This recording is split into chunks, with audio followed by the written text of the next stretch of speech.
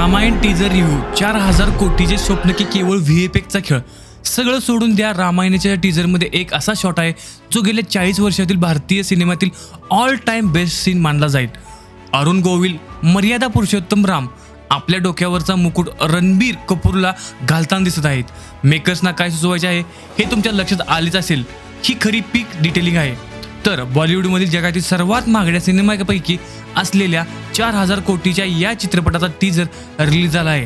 ही केवळ एक फिल्म नाही तर आपली संस्कृती, धर्म आणि अभिमान आहे. बोलो जय श्रीराम. कारण 4000 कोटीचं बजेट लावलंय म्हटल्यानंतर मूवी तो भाई खतरनाक होगी ना. पण अडचण अशी आहे की माझा रिव्ह्यू 50-50% असणार आहे. काही गोष्टी खूप आवडल्या तर काही गोष्टी खूप खटकल्या. जर तुम्हाला लवकर राग येत असेल तर हा व्हिडिओ आताच बंद करा. गुड थिंग्स म्हणजे चांगल्या बाजू सांगायचं झालं तर संगीत ए.आर. रेहमान आणि हान जिमर यांच्या संगीतासाठी खुर्चीवर उभे राहून टाळ्या वाजवाव्याशे वाटतात. एका हॉलिवूड आर्टिस्टने भारतीय अलौकिक प्रतिभेसोबत मिळून हजारो वर्षाच्या भावनांना जो आवाज दिला आहे तो शब्दाशिवाय काळजात भिडतो. रणबीर कपूर, जे लोक रणबीरच्या कास्टिंगवर प्रश्नचिन्ह उपस्थित करत होते त्यांच्यासाठी हा टीजर चपराक आहे. इतका शांत, सुंदर आणि तेजस्वी राम. जेव्हा तो अयोध्येमध्ये असतो तेव्हा सर्व सीन्स वाईट प्रकाशमय आहेत आणि जेव्हा तो वनवासाला निघतो तेव्हा सगळीकडे अंधार आहे. याला म्हणतात डिटेलिंग.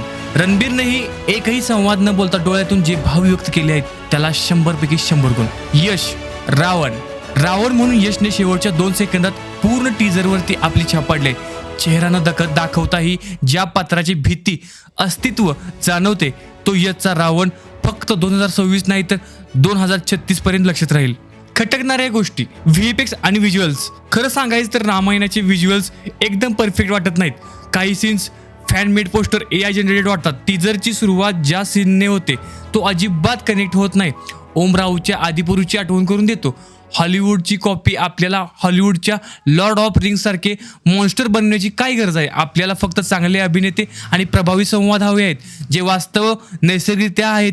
ते 4000 कोटीच्या व्हीएफएक्समध्ये येत नाहीत. हनुमानजींची अनुपस्थिती.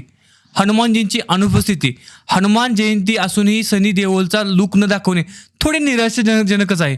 निकर्ष, रामायण हे लॉजिकवर नाही तर मॅजिकवर चालते. आपण व्हीएफएक्स, कास्टिंग आणि बजेटकडे दुर्लक्ष करू शकतो पण भावना, इमोशन्स महत्त्वाचे आहेत. एक प्लॅस्टिकचा हरिण खऱ्या हरणापेक्षा जास्त खरा वाटू शकतो जर प्रेक्षक त्याच्याशी भावनिकरित्या जोडले असले तर. सध्या तरी या चित्रपटावर 99% विश्वास आहे. उरलेल्या 1% दिवाळीपर्यंत येईलच. कारण रामापेक्षा रामाचे नाव मोठे आहे ज्यातून रामायण घडते. बाकी तुम्ही तज्ज्ञ आहातच. तुमचा रिव्ह्यू पण खाली द्या आणि कमेंट करा तुम्हाला कसा वाटला.